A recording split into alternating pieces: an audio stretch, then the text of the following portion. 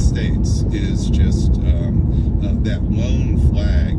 It has this higher weight, and what this is reflecting is the United States as the #1 country in the world, the most powerful. Now, if you also then add this over here, so this would be Israel, you can see this is the world that Netanyahu is depicting before on February 27th. But the actual world, I just want to point out, is a little bit different. The actual balance of power is closer to this.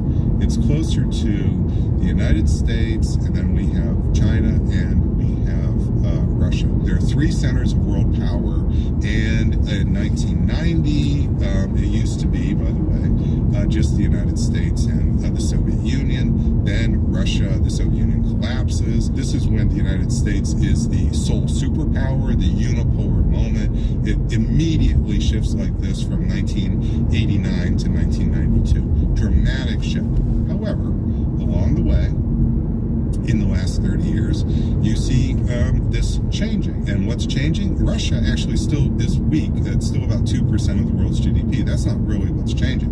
What's really changing is China is now much, much, much more powerful. It's still not as powerful as the United States, but notice that we were here in 1990, and now the balance is starting to be to come like this. Well, if we start to add Iran as a center of world power, now we're starting to change this in a much different way. Now, these three powers are starting together in concert to become more powerful than the United States, especially with respect to energy. And energy matters so much because it's an underlying component for our economic growth, that GDP. The way we measure great power, Stephen, for decades and decades, we've used static indicators. GDP, how big is your military, how many nuclear weapons you have. That all rests on the productive capacity of your country, which is why the productive capacity is so important. What does that turn on? It turns a lot, very heavily on oil. Oil today is the commodity. If you lose access to oil within weeks or a month and a half, this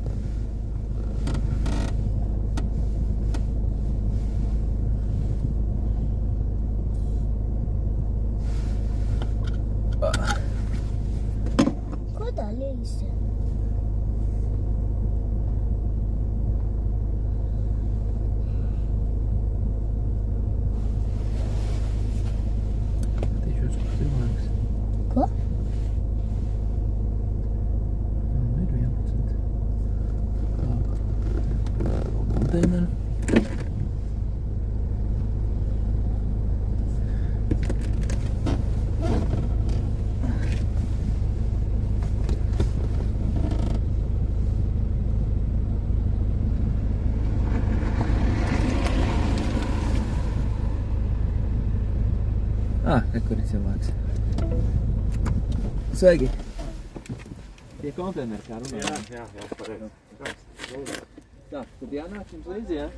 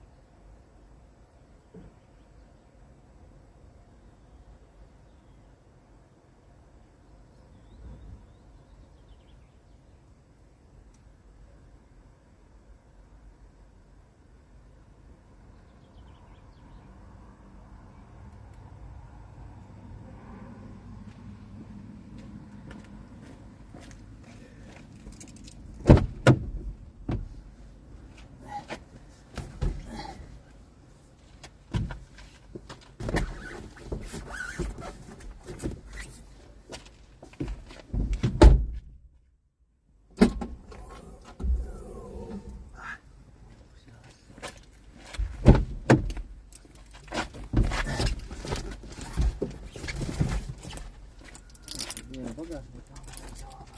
Skaties, kas nevidīs. Ļoti laikam aizne. Nu, tas svēts. Jā. Tās jau galīgi nobrauc. Jā, tur man bija savērsums aizmugurē galīgi teicis. Tā izskatās, jā. To varbūt mēs varētu. Divas bija vēl vairāk teikt. Tad jau līdz uzvarē var teikt. Tā tā bija. Labi, paldies. Veiksmīgi. Paldies par liepām. Kad lūdzu.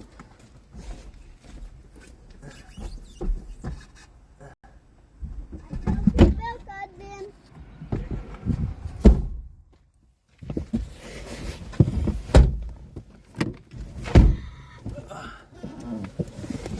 Tik augsts puisis. Jā?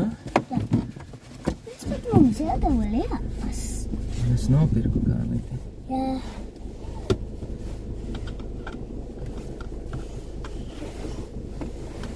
Tas bija par blīvu. Nē, nopirku kālīti. Ok. Glata.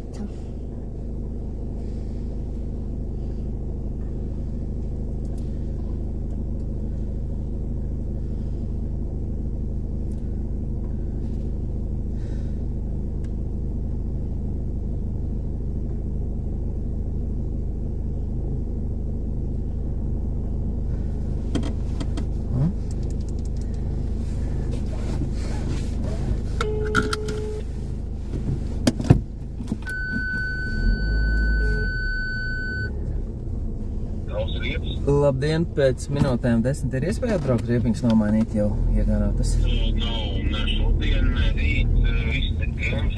Viss pilns, jā. Jā. Labi, paldies. Paldies. Jābrauc uz citu garāžu. Jābrauc uz citu. Pagaidi. Jābrauc uz citu. Pagaidi. Kanti. Jāmeklē, jā.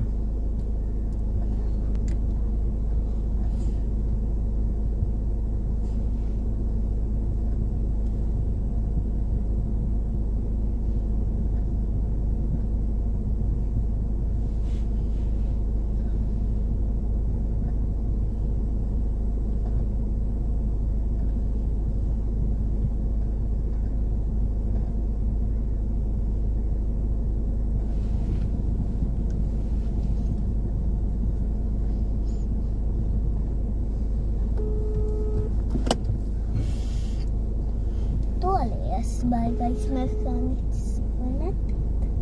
Pagaidi, lūdzu. Jā. Labdien! Jums riepas ir iespēja nomainīt? Nomainīt. Tā. Tagad. Vai 11. vēl varētu? Nu, tas būtu baigi forši, jā. 11. man liek. Jā. Jā. Tad, jā, es paspēšu un Ford Mondeo.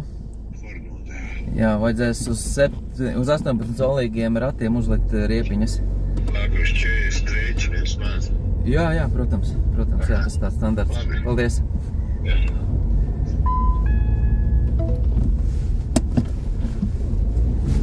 Atvedām līdzi kādu, ko es mums varēs uzlikt liepas.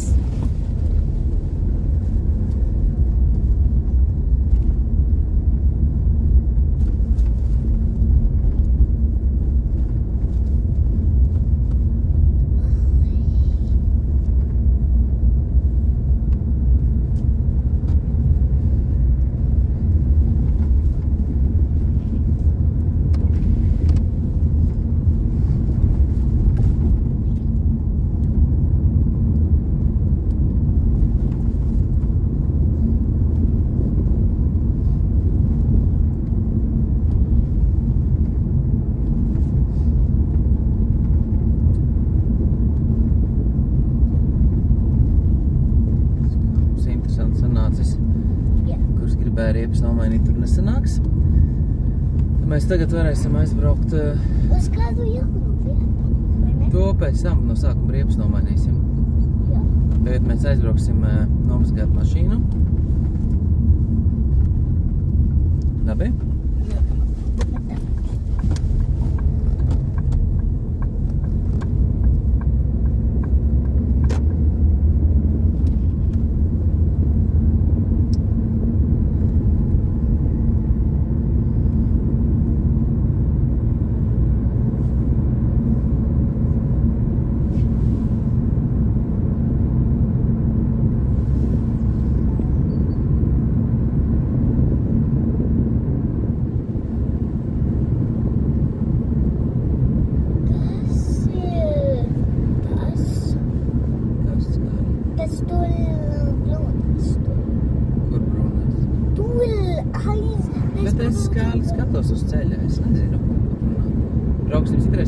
Sarunāts? Jā?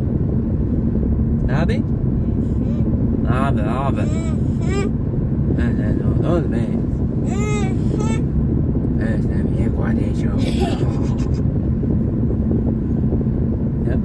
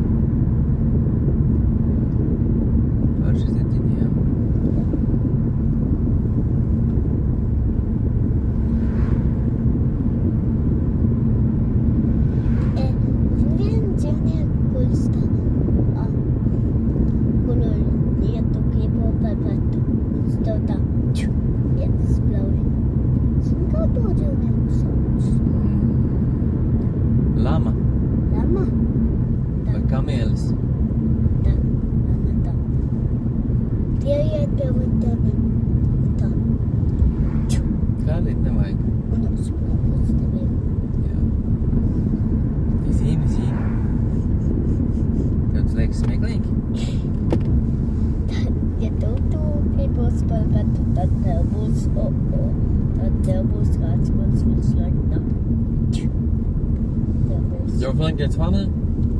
Yes. It's not funny. It is.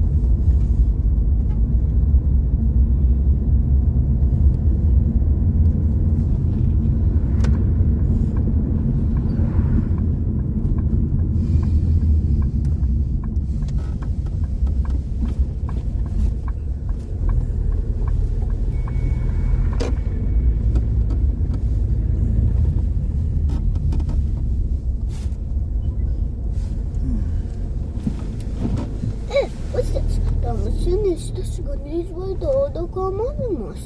Jā? Jā, Mamma stilīgāka. jā. Desku mazināta, vai ne?